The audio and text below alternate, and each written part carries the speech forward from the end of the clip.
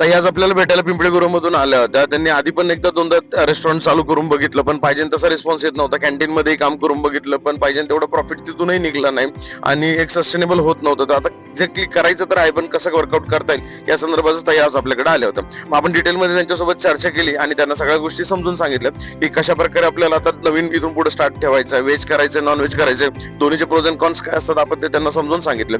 त्याच्यानंतर रेंटल साधारणतः किती आपण अफोर्ड करू शकतो, मॅनपॉवर कुठून हायर केली पाहिजे, आपली जी एक जुनियर एजन्सी आहे त्याचा आपण त्यांना नंबर दिला की त्यांना मॅनपॉवरचा त्रास हा भविष्यात कधीच नसणार. डिजिटल मार्केटिंग कशा प्रकारे केली पाहिजे, आपण जो 3-4 लाखाचा सेल बोलतो तो कशा प्रकारे असतो आणि कशा प्रकारे तो क्रिएट करता येतो यामध्ये आपण व्यवस्थित चर्चा केली. आणि बाकी एकंदरीत जर बघायला गेलं तर लोकेशन कोणतं असलं पाहिजे. आता त्यांचं जे बजेट आहे त्या बजेटमध्ये प्रोजेक्ट रिपोर्ट आपण त्यांना बनवून दिला की कुठे कुठे किती किती अमाऊंट लागणार आहे. किचन लेआउट त्यांना आपण बनवून दिले, सो त्यांना आता वर्कआउट करायला सोपं पडेल. अशा छोट्या मोठ्या गोष्टींमध्ये डिटेलमध्ये आपण चर्चा करून त्यांचा निरोप घेतला. भेटूया उद्या. तोपर्यंत लाईक करा, फॉलो करा, शेअर करायला विसरू नका. Stay tune.